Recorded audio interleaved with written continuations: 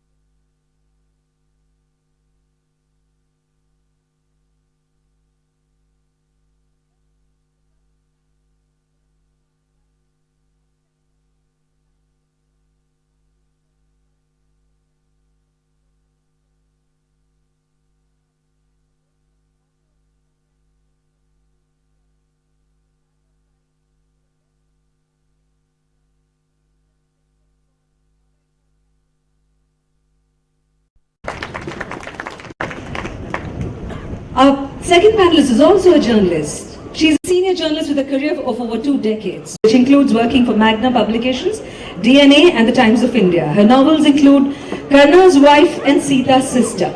Her latest book is Menaka's Choice on the Apsara, the seductress, the symbol of beauty and female sexual power, who fell in love with a man she was meant to destroy.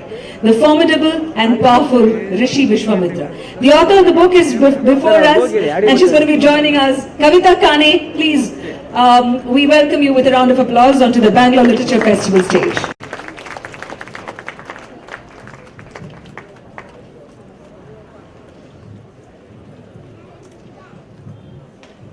Well, we have practicing journalists. We also have someone who's a professor of media studies, and in fact teaches at the University of San Francisco. He's the author of The Mythologist, a novel, Bollywood Nation, India Through Its Cinema and Rearming Hinduism.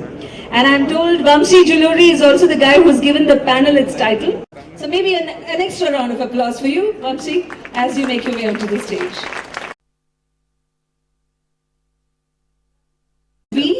Perhaps some representation we needed from the corporate sector. Yes, of course. CEO, GMR, Varalakshmi Foundation, author of bestseller, someone who straddles 2 worlds with great ease, like Games Indians Play, Locks, Mahabharata and Mathematics, Ganesha on the Dashboard, and other books. He was MD, GMR Industries. He is also an adjunct professor at the University of Bocconi. Is that how I pronounce it? Milan? Glad. So maybe welcome Raghunathan onto the stage. The title, as I told you, Remaking Hindu Imagination. So it's over to the panel.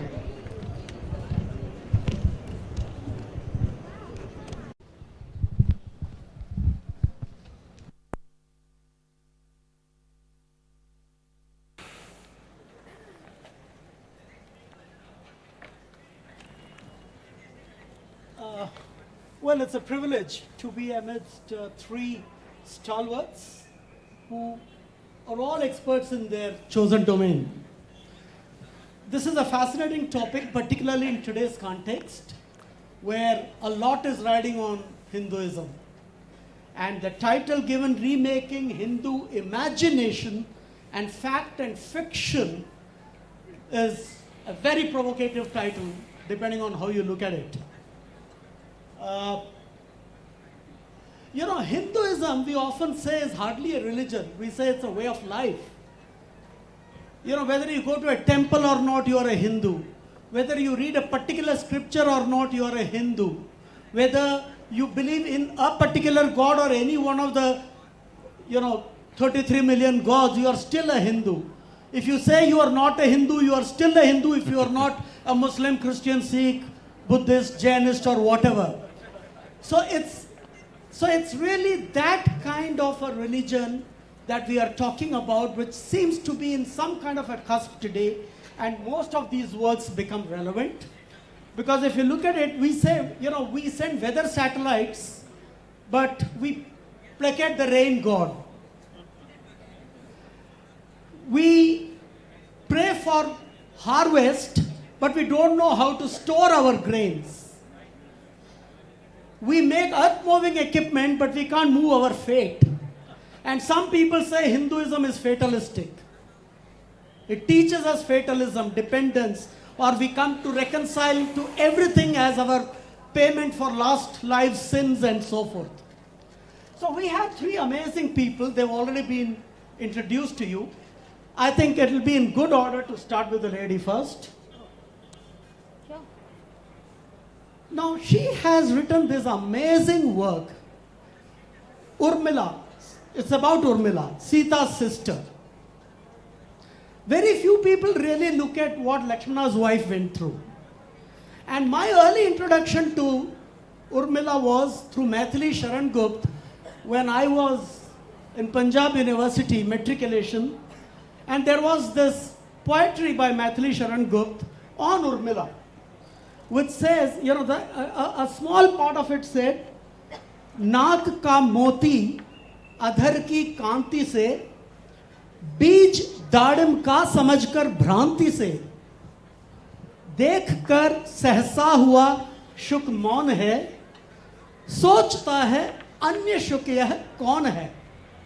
What it means is the nose of Urmila is so sharp and beautiful that a parrot which is sitting and watching this beautiful Urmila with her sparkling nose stone thinks that it is another parrot sitting with a seed of pomegranate because of that red stone in her nose. And it says, and the stone is sparkling with the shine of her lips. And this parrot is wondering, which is this other competitor that I have got today? So that is the way Maithili Sharan Gupta describes the beauty of Urmila. And it is this Urmila's book that Kavita here has written about. So I think I would start with a small question, Kavita, to you, which is, what exactly, if I may say, was your motivation in writing Sita's sister? Good afternoon, everyone. No, you're not catching. Yeah, switch it on or something. Can you hear? Still not?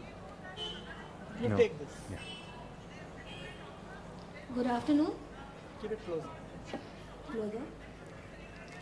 Urmila, I think the title itself explains a lot. The fact that I could not write Urmila and have to use something like Sita's sister, or I think the other introduction she has is Lakshman's wife.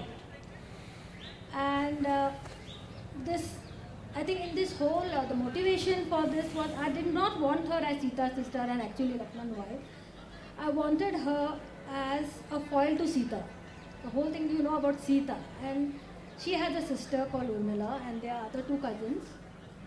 4 girls married 4 princes, and how the equation must have changed between the sisters if they had married, when they married the 4 brothers. I mean, that's the most likely question. That's the question I had to answer myself, because I come from a family of women and girls. I have 3 sisters, I have daughters, my sister has daughters. It's a completely a women's family. And I used to always wonder, if Sita had a sister, what could have happened when this whole thing of Sita's role, where as an older sister and a sister-in-law, she could have allowed Urmila to join Lakshman or stop Lakshman to coming with them. So this sort of a quandary, I think it led to a series of questions about Urmila. Fair enough. And when I did the research on Urmila, unfortunately I found there was absolutely nothing about her. It's just a 3-line mention, and in the original text she sleeps for those 14 years when Lakshman goes in exile. So these 14 years, how would this girl fill up? Now then the part came about she being Janak's daughter. And I think Janak himself fascinated me a lot, because he was just not a king. He was a philosopher, he was a Raj Rishi as such, a brilliant scholar. And it was during his time that a certain part of the Upanishads were formulated. Like he used to have these annual conferences, philosophical conferences. And being the daughter of such a man, how would she be? I mean, I'm definitely molded on her father's beliefs. So that is how I found, Right. that is the way I sort of So, imagined. Kavita, as I look at it, you came to it from the perspective of pure scholarship, that given this wonderful epic, which has some gaps, how best you can fill it. But in your perspective, is Ramayana more of a history or more of a pure mythology, a wonderful story? I think it's mythology, because personally for me mythology is ancient fiction. I would not take it as a science, a history, or even a polemic to religion also, because I keep emphasizing on that. Because I think as Indians we should be really, really fortunate that mythology is a living reality with us. It's not like the Greek mythology or the Norse mythology, where after a point it sort of got dead and it did not percolate till the contemporary times. And I think we are living with it, right? Whether it's arts, whether it's a visual arts, whether it's media, whether it's folk theatre, Right. music. I mean, folk mythology is a part of us. And I think it's, for me, I think it is extremely, I try to be extremely discerning about it, that no, I do not mix it with religion. I think that's wonderful. Because, She's very clear that it's a fascinating epic, and it is a great epic no matter, purely in scholarly terms, no matter whether you are a Hindu or anybody else, you could look at it as a pure great epic on which you because can there are feel free to characters- comment. I think there are characters which are written some 5,000 years ago by a person called Valmiki, and giving it a religious overtone or giving it a even a historical reference. Okay, I'm quite sure such a king must have existed, but there is no proof, unfortunately or unfortunately.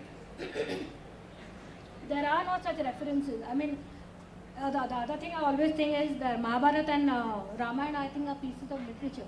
They are basically literature Absolutely. which were became, I mean, you can call it mythology. I think the other definition of these two epics is literature for me. Is definitely nothing else, not religion, not history, definitely not history, because there is no reference. I mean, if you are talking about stories about, you hear stories about Ashok, and you hear stories about Chandragupta, you hear stories about Chanakya, but with Ram or even the Mahabharata, there are no historical references. Fair enough. So, Kavita, will I be all right if I said that you are an amused bystander when they make a big deal of Ram Lalla or Ram Temple in Babri, or Ram Setu, which is basically a series of shoals between India and Ceylon?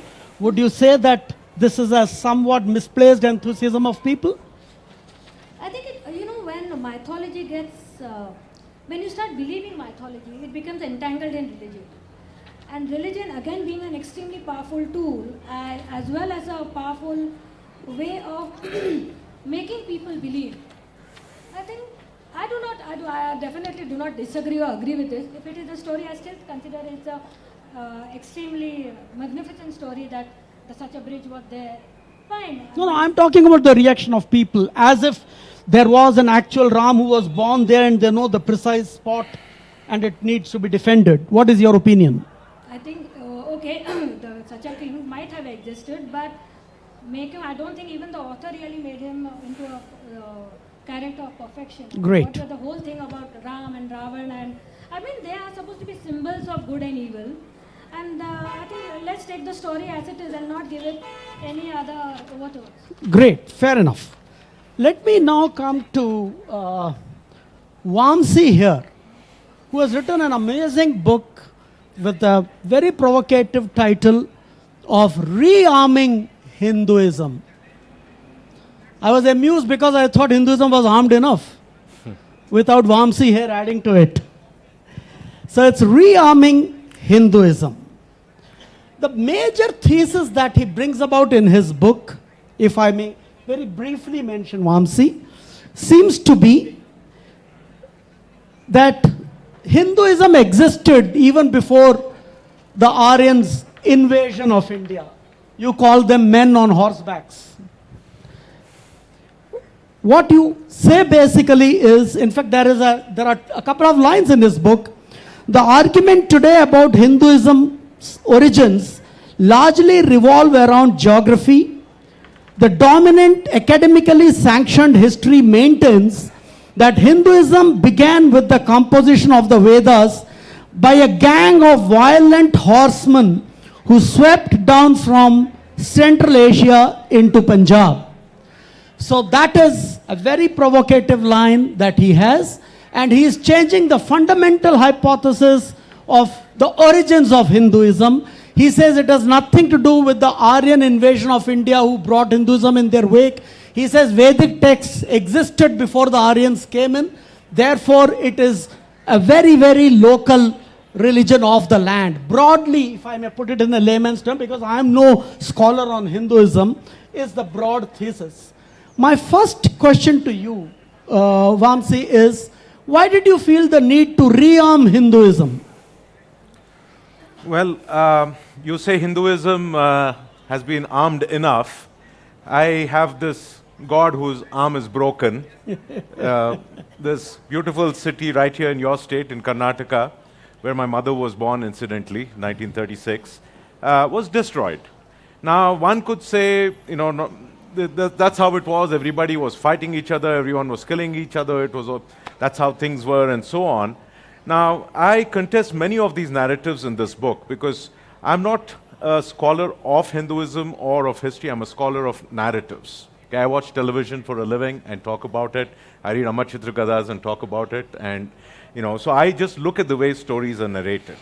And what troubled me was the fact that the supposed liberal or secular or rational or atheistic, call it what you will, narrative that has emerged in academia, of which I'm a part of, and has become the dominant story here in India as well, particularly in the English-speaking class, which attends literary festivals and writes books in English and so on, was showing an utter disregard for the understanding of the self, life, and the cosmos that has existed in this land and continues to exist for thousands of years. I'm not saying it was an unbroken continuity. I'm not saying there was some pure original form in the past that we must preserve. I'm not a fundamentalist. I just wrote a book with a provocative title. To put it briefly, I chose this title because when I saw this picture, it seemed like the perfect symbol for what I was trying to say in this book, that essentially Hinduism lacks the hand to write its own story. So it's a literal arm, re-arm. It's not the rearm that I thought. All right. Good, because it plays with the words. He means giving the arm back to the God. Great. Wonderful. No, I'm not. Every person who reads it is. Wonderful. Fine. Now, what I would like to know from you is the conventional Vedic scholars so far, what you call in your book, you dismiss them as the Western viewpoint somewhere, which essentially says that the Vedic influence was essentially by the Aryans who came from the West. And you basically oppose that view. What is your evidence for saying that Hinduism existed in the land before the Aryans or before the Indus Valley civilization took shape? Could you cite some evidences for everyone's benefit? Well, you should read my book and look at the footnotes. That they will, I'm sure. Yeah, and I'm sure you've read my book too. Yes. So since you've read my book, you will appreciate that exactly what my argument is based on. Now, there is a fundamental distortion or mistake that is plaguing academia. And let me illustrate it like this. Let me just ask you an example, since I'm missing my students. So if you'll bear with me, I'd like to ask a show of hands. How many of you consider Hinduism an Indian religion? Can you please raise your hands? Okay. Thank you. Now, according to academic consensus today, you are a Hindu fundamentalist nationalist. Okay? And you are like a Nazi. Well, I'm not saying that. You wanted evidence? Please read Wendy Doniger's book, Alternative History. Twice, she begins with this idea that the Vedic people came into India and later grew into the Nazis who took over Germany. Not even a comparison. Even a comparison would be odious and appalling and academically unsound, and I don't know how one gets away with it. But she actually says the Vedic wanderings grew into the Nazi Anschluss. Now, that is the kind of atrocity against truth that is being committed in academia, sir, and it pains me. And I'll tell you what pains me more. It is being committed under the guise of liberalism, secularism, and everything that Hinduism and Indian civilization has held dear. Vamsee, that may get you the claps, but you haven't answered the question. What is your evidence? What is your evidence to say Hinduism existed before Indus Valley civilization in historic, specific sense? Okay, I'll answer you because I don't see evidence that you've understood the nuance of my book, I'm sorry to say. Okay. Now, if you want specific evidence, there are many authors like Shrikant Talagiri and Konrad Elst and David Frawley and Michael Denino and numerous others who are talking about this issue. Okay? Now, my point of view, again, as I said, my evidence is that I'm examining the storytelling, whether it is in the textbooks that we've all grown up with, okay, reading in India, or the textbooks that are being taught to children in California, where people are taught that Hindus are barbarians, essentially. Now, if you look at the way the story is being constructed, now, we all agree, and I think you agree with me, sir, that Hinduism is essentially very different from the other modular religions that we are familiar with today, right? So, we are not saying that there was one core founder or one core event or text or anything. It is essentially one could say a democratic process of a very, very diverse set of cultures coming together over thousands of years. Now, the problem today in academia is, academia likes to think that this diversity was just one hodgepodge, that there was never anything called Hinduism, it was just invented in the 19th century by Vivekananda and Savarkar and everybody else. Okay, this is also part of the academic consensus. Fine. But the academic consensus also says that every social ill in India goes back to Hinduism for thousands of years. So that is a contradiction I've raised in my book, which I'm waiting for my academic colleagues to help me. So to come back finally to the question of is Hinduism Indian or foreign or an invader religion and all these things, let me put it very simply. There may or may not have been elements of different cultures coming in. Now, there could be arguments about exactly where the Vedas were composed, whether it was Central Asia or which verses were composed in Central Asia or in what is now, Afghanistan, all over the place. That is fine. But considering that Hinduism has never been concerned with one central territorial ideology, nor has it been enforced in the way certain other religious ideologies have, more armed than us. That's a historical fact, not a judgment, just a historical fact. What I'm trying to say is this. The way the narrative is being created about these invaders, or now they call them migrants, needs to be questioned along with questions about migration, about prehistory, natural history, just from the storytelling point of view. And what you can safely say today is that there is no good reason to keep buying into this colonial era myth of an Aryan invasion when one could just as well argue that it was the traditions, whether it's the worship of trees or mothers or cows, or all the different traditions of this land, which constituted what later we called Hinduism. I would ask you a question which also comes from the very title of this session, fact and fiction. You say you are an observer of stories and that you are commenting only on stories. But is a question of religion merely a question of interpretation of stories? You said you are territorialized, you don't want to territorialize Hinduism, but you are. You are saying it took root in this land without any influences from anybody. I didn't say any influences. I said it has absorbed many things. Your book says that. It says that there is no influence of Aryans in the Hinduism's growth. It existed I said the before Aryan Indus Valley category is a civilization. racial category.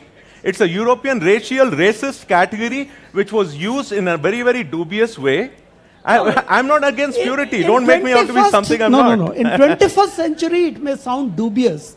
But if you are talking about a terminology which is 3,000, 4,000, 5,000 years away, then you speak the language of that period and then you talk about it. No, no, was there a Whether you wanted continuity, to call sir? them Aryans, you wanted to call no. them West Asians, you wanted to call them, something else, is a different matter. No, but is you the- are territorializing one Hinduism. second. It is a defensive mode I have to do given the denial of Hinduism today. Right? If you don't territorialize Hinduism, Right. you are accepting that Hindus are Nazi conquerors, the Wendy Doniger paradigm. No, that is because you're giving outlandish weightage to the fact that some outsiders came in with some influence on Hinduism. Nobody in India has No. ever said Doniger there were has said we invaders are who Nazis. created Hinduism. Doniger has There said we are been Nazis. no debate ever. See, I'm also born and brought up on what has been written about Hinduism in the textbooks. Right. We were told through our entire schooling that Indus Valley But civilization. why do you want to continue this lie? No. As a history, I will understand, but not as an interpreter of stories. So if you tell me that you have published your findings in a scientific history journal, Well, please name see the scientific journal. journals on genetics and Aryan But invasion theory. there are far more on the Indus Valley part, on history journals, which say that Hinduism had a strong influence coming from I didn't know Indo-Aryans. genetics was studying Hinduism. Look, my understanding on the genetics part is that there has not been major evidence of major invasions or Good. intrusions, right, for 10,000 years. Right. So we are playing with names here, simply because Hindus have been surviving a colonial strategy of destruction. Okay. This has nothing to do with Muslims All or right. Christians. We are surviving colonialism here. And what we are trying to say is liberalism today is essentially morphed into a colonial denial of reality, sir. That's my only concern. Great. Thank you. Thanks a lot. I'm now going to come to Akshay Mukul, who has done this amazing scholarly book called the Gita Press.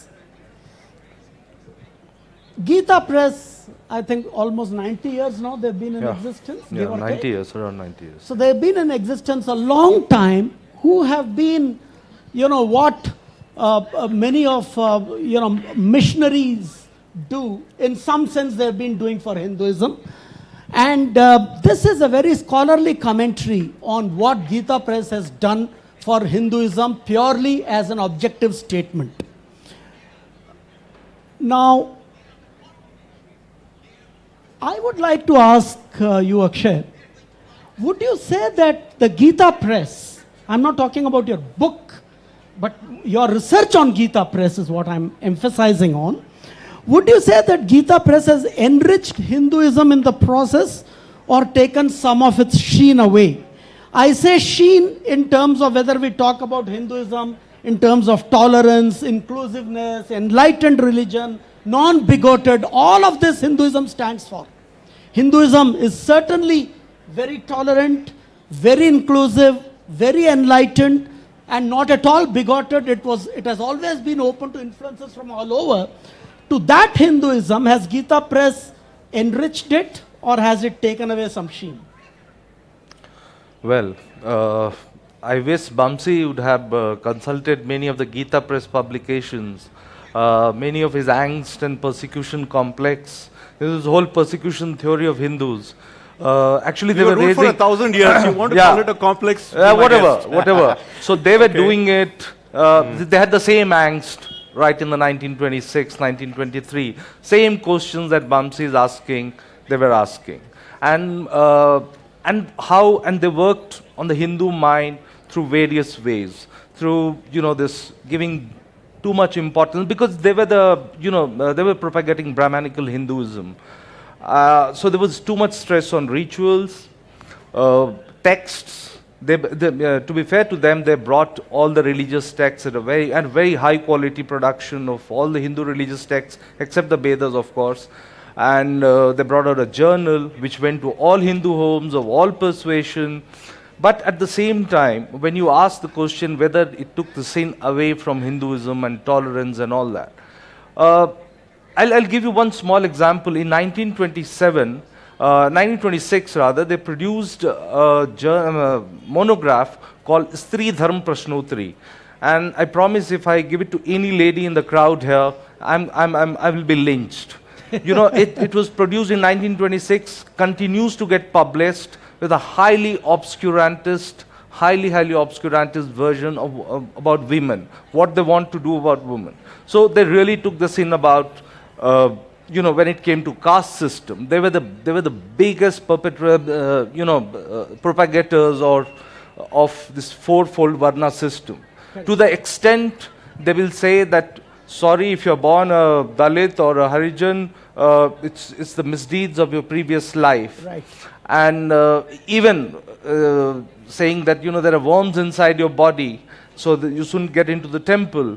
You should rather, instead of fighting for getting into the temple, you should try and atone for the sins that you committed in the previous life. It was a highly religious, still is, it's a highly religious publishing house, which its mission is Bhakti, Gyan or Vairagya. But we have seen that from 1926 onwards, at all flashpoints of history, I'm talking of 1932 Temple Entry Movement, Pune Pact, I'm talking of the 1940s when there was intense communalization happening, post 47 during the Hindu Code Bill agitation, the cow protection movement of the 60s, and even now. A religious publishing house at all elections openly says who to vote for. The template has not changed, be it on cow, be it on women.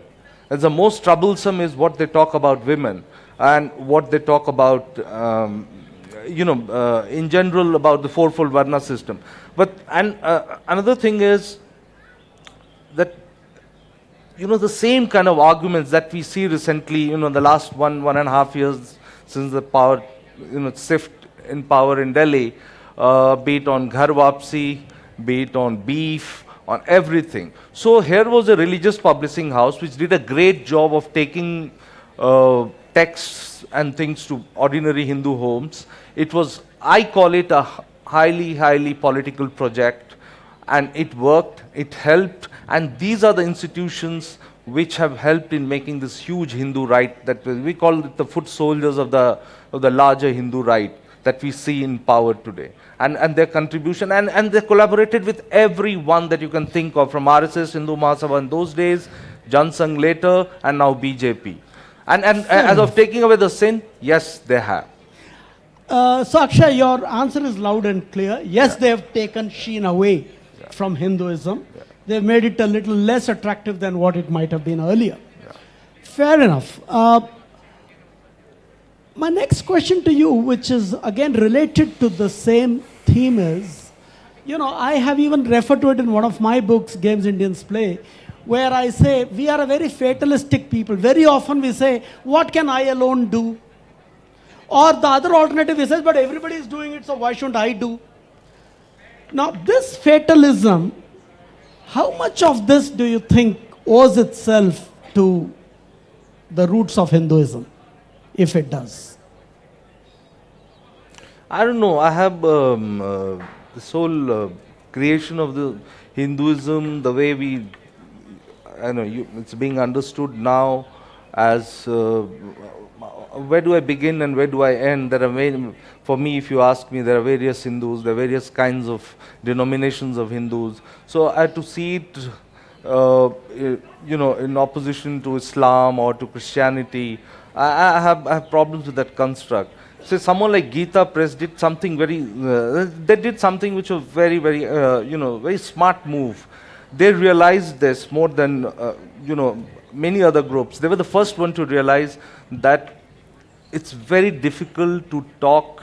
The problem with Hindus is because there are multiple voices, antagonistic to each other. You have various no sects. Central authority, as we say. There is no. So therefore you find that, and that also explains the success of Geeta Press. They became, and they tried to become, the sole spokesperson of the Hindus. Therefore, publicly they never attacked, say, someone like, institution like Arya Samaj. Because Arya Samaj was doing a lot of things which ran counter to what Geeta Press itself believed in. But I was coming to Arya Samaj.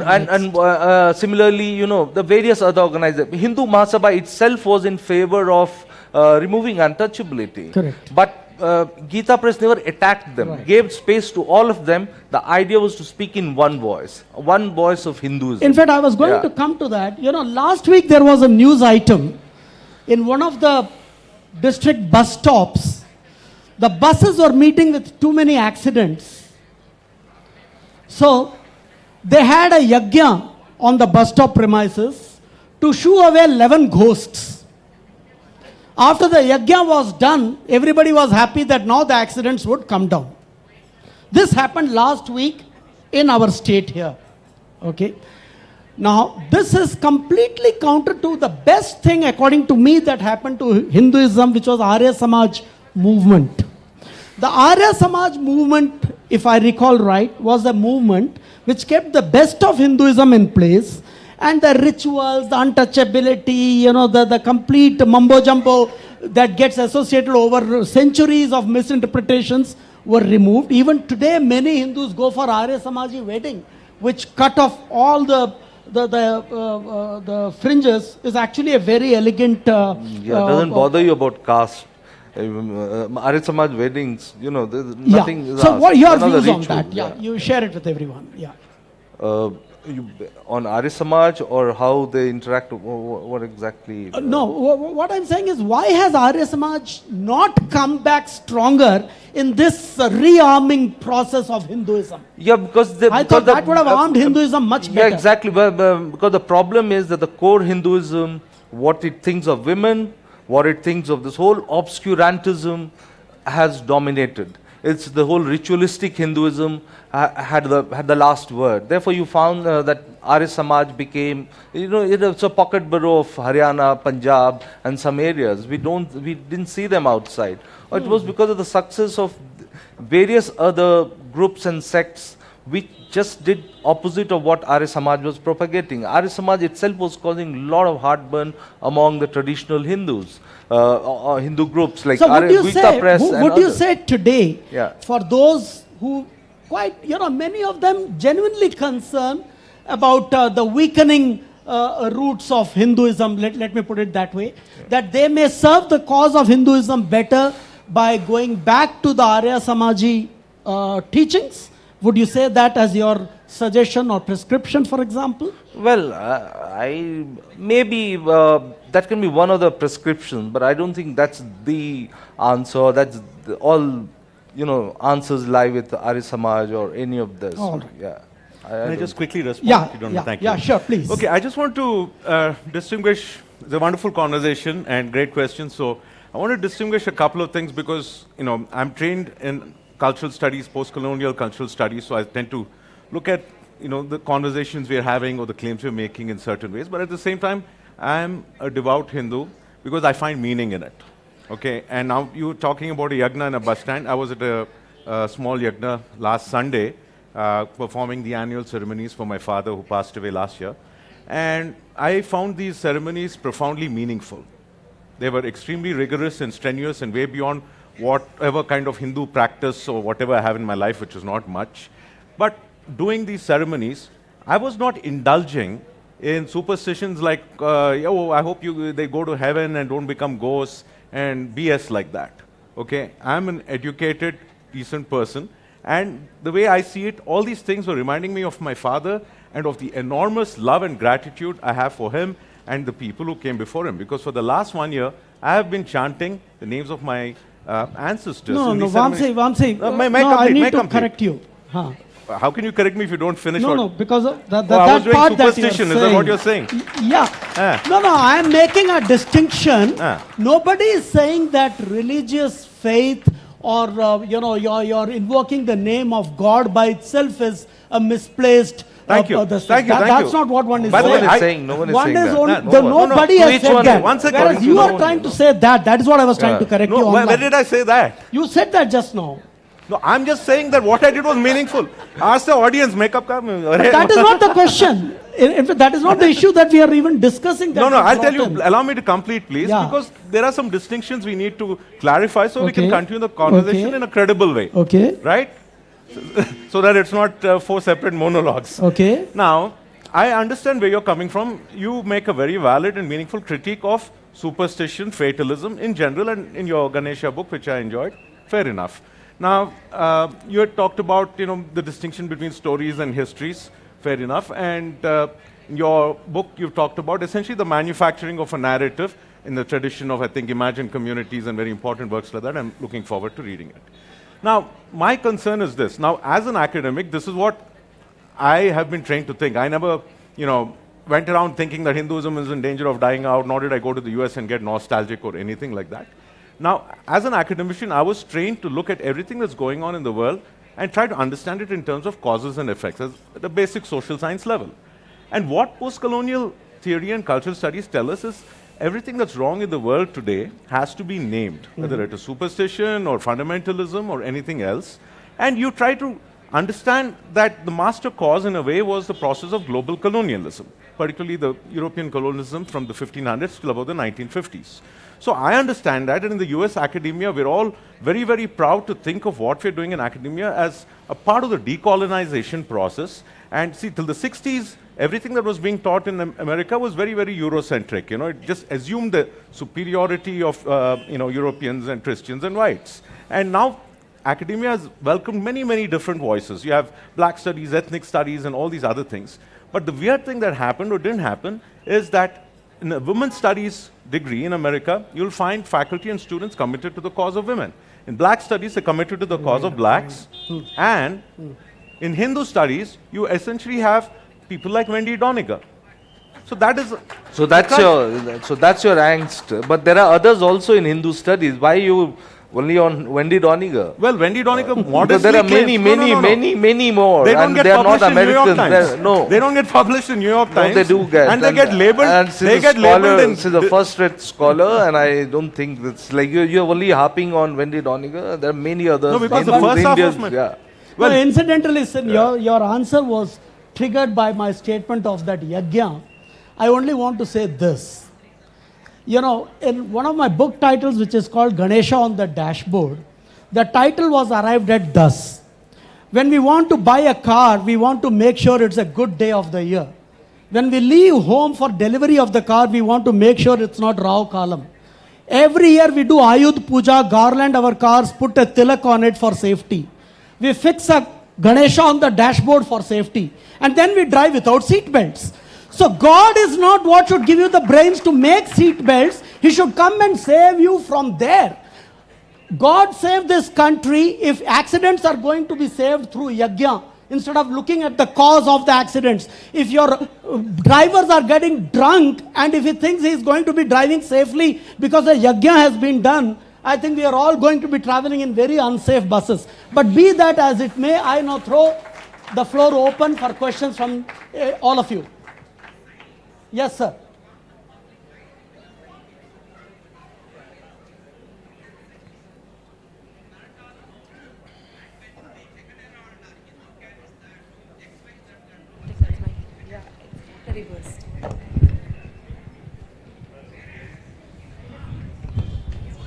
You can give those.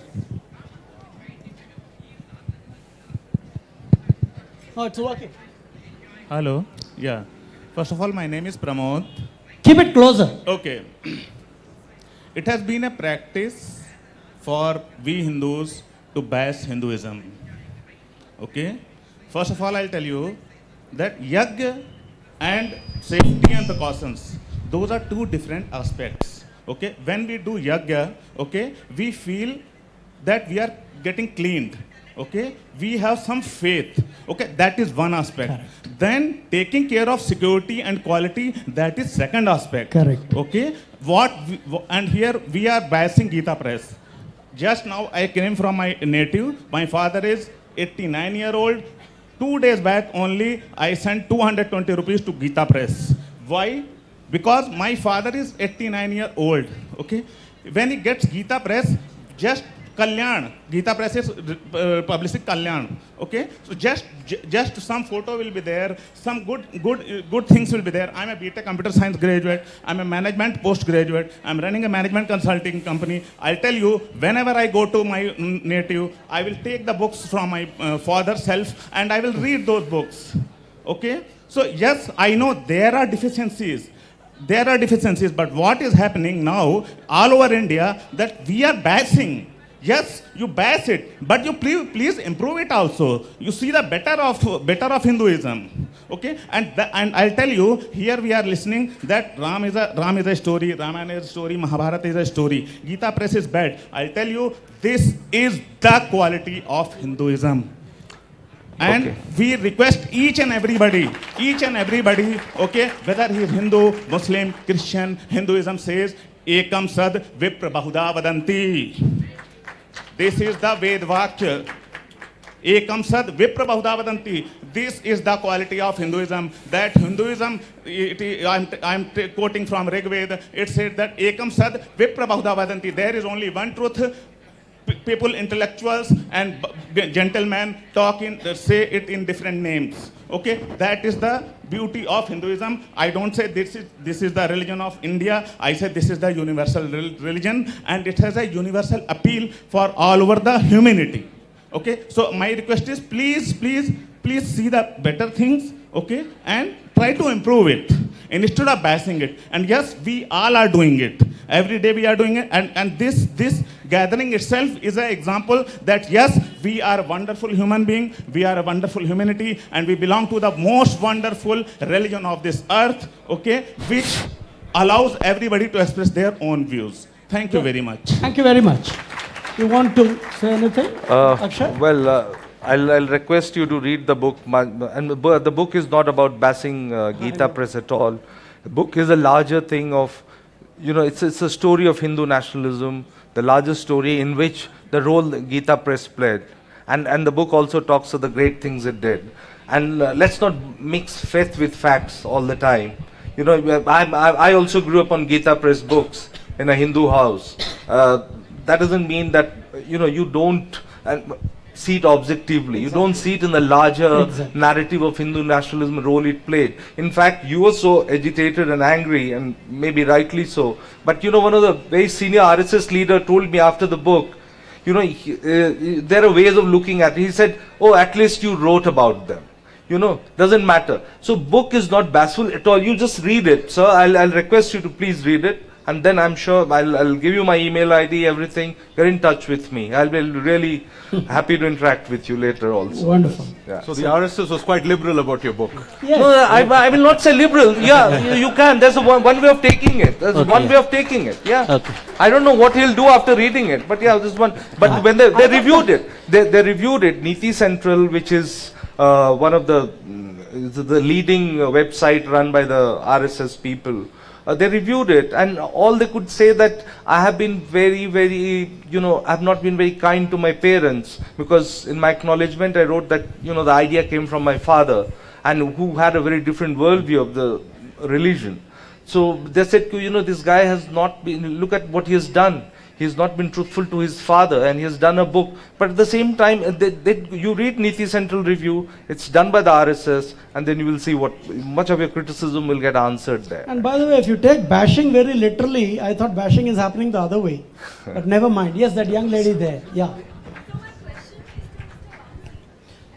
Can you just pick up the I'll just give her the mic. Okay. My question is for Mr. Vamsee. So, what I want to ask is, do you equate bashing people who use religion for messages of, say, casteism or even religious violence as being the same thing as Hindu bashing? So, do you think that simply criticizing people for using Hindu symbols for religious violence is the same as bashing the religion itself? Very good. Okay, no, that's a very good question. Look, nobody is against a criticism of Hindu ritualism, fatalism, or even, the nationalism, fundamentalism, when it happens, where it happens, exactly where it is due.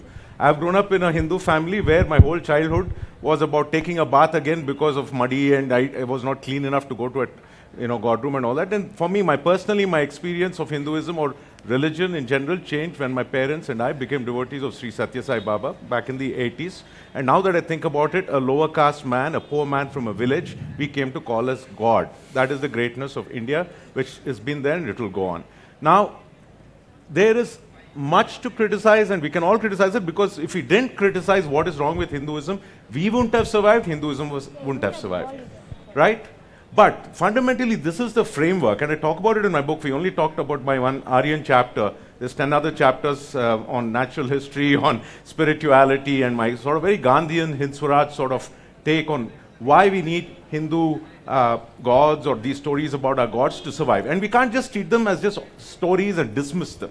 We have to have the reverence and bhava, because that's what gives us our ethical centering, right? So I believe that the criticism is important, but today, the discourse that exists today is impoverished because of several centuries of colonialism and a delay in decolonizing Hinduism. So two things have happened. One, the kind of criticism that we are making, my colleagues are making here, of ritualism and so on, is unfortunately mixed up with an absence of criticism where it is due to, I'm sorry, I'll say her name one more time, please bear with me, work like Wendy Doniger's, because that is the dominant paradigm in America, okay? And I'm against the dominant paradigm, especially where it is wrong. So I think both criticisms are valid, and there's a place for it. We should take them apart and do it fairly. Fair enough. The gentleman there. Yeah. Please get the mic. And then there is one there, and then here.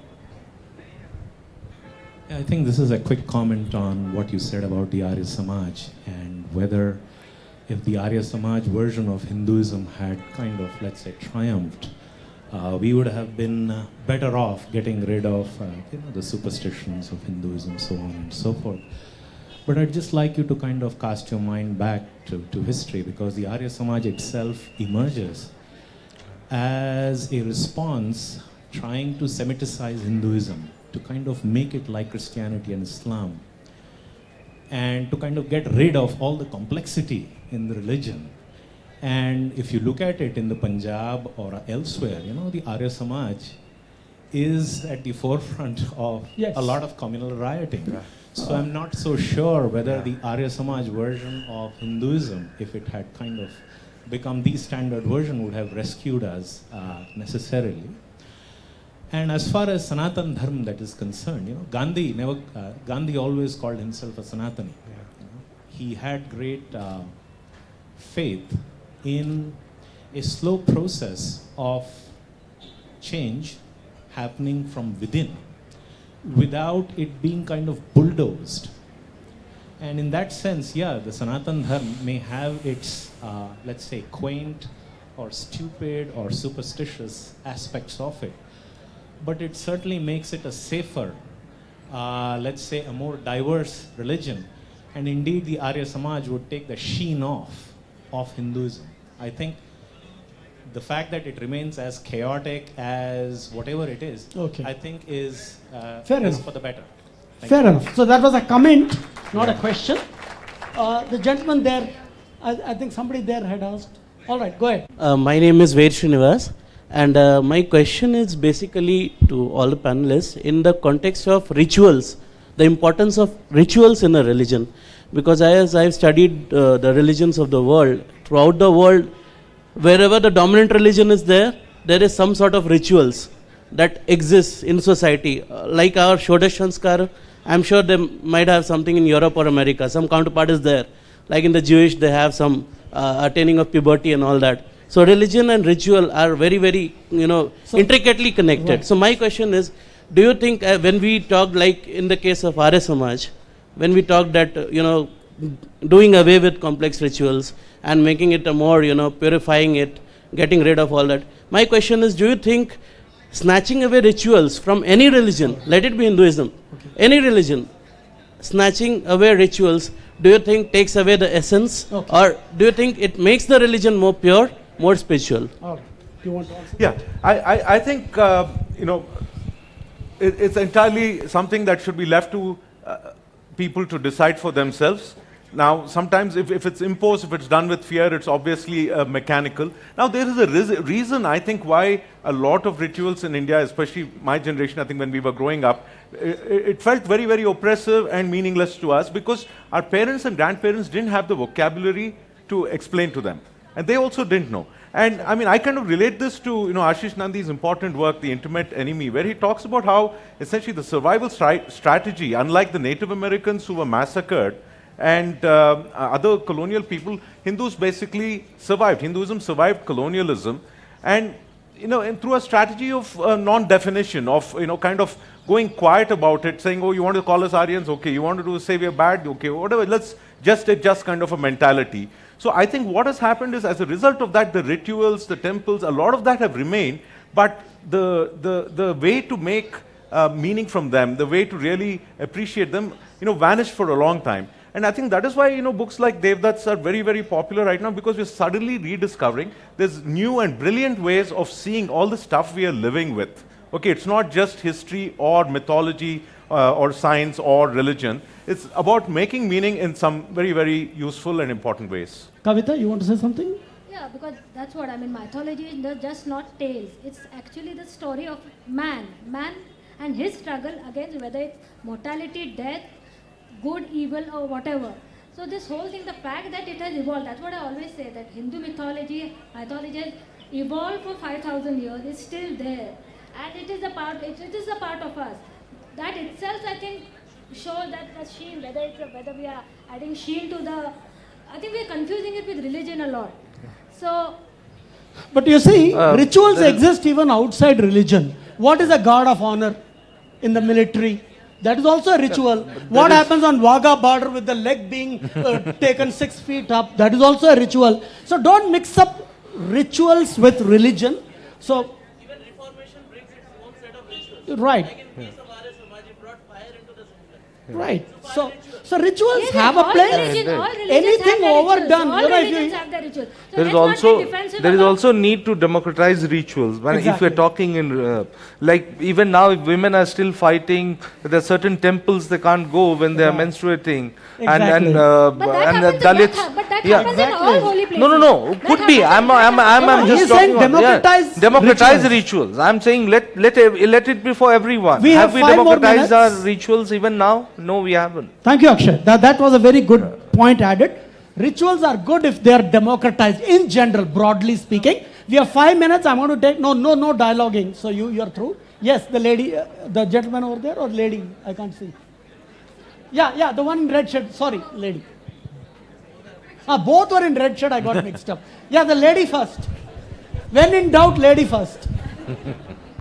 Okay, I just quickly wanted to ask you, how do you define Hindu or Hinduism? Is it the Brahminical kind of traditions, or is it also the subaltern traditions? And how would you choose to include them as Hindus if, like the Veerashaiva traditions of Karnataka, for example, when some of them clearly do not want to be considered Hindus? I'm going to ask Akshay to answer that. But as I said earlier, in a way, when you talk about Christian and Christianity, you understand the Christian and Christianity.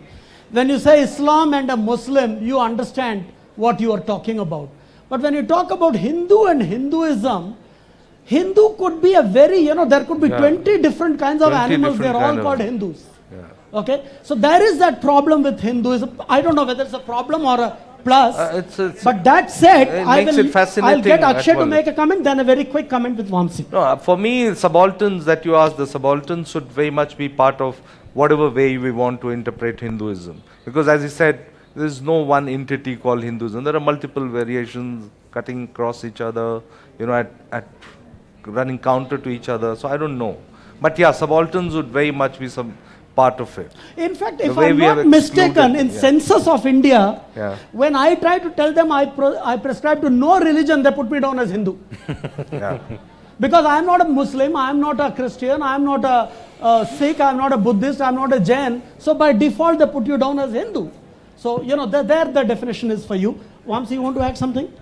Open-ended. I obviously think that the conventional academic definitions today that equate Hinduism with so-called Brahmanism or Brahmanical religion and to the exclusion of everyone else has to be thought through again and reconsidered, given the simple empirical realities that are around us. For example, that the fact that probably half the major godmen in India and godwomen in India are non-Brahmins, right? A lot of the temple going that you see, people you see in the temples are probably from subaltern communities. So there's a lot of churning that is going on, and I think so academia should reflect that accurately. 2 more questions last. Oh, is it over? I'll take the one last. Yeah. Hi. Okay. Thank you. One comment. Very brief question. Quick. Yes, sir. Very good job on the panel. I'm not sure if you were here as a moderator or a panelist, but I think very good job. My question is to Sri Mukul. You said Miss Wendy Doniger is a scholar. When she wrote the book Hindus and Alternative History, you do know that she said most of India is in the northern hemisphere. I don't know what you would call that person, given that all of the southernmost tip of India is 500 kilometers north of the equator. So I'm not sure on what basis she qualifies as a scholar. Well, I will still not hang her for this. And she remains a scholar. Because I'll see her body of work. Wendy Doniger is not only about one book. Wendy Doniger is about many, many books. Absolutely. So I'm sure. So I'm not going to hang her for one mistake or one factual Thank you. inaccuracy. And since you made a comment on me, I'll only say this. A moderator who just sits there like a decoration is not my idea of a moderator, and I take the call when I'm the moderator. Thank you. Very, very democratic festival in any case we have. So the moderator has chosen his role. And provocative. Thank you, each of the panelists. Maybe hear it for this panel, which probably answered some very, very core questions. Who is a Hindu? And whether it is, you could call it a persecution complex, or whether it's secularism taken too far, taken for granted. Some very relevant questions answered that are always close to our hearts. Thank you once again.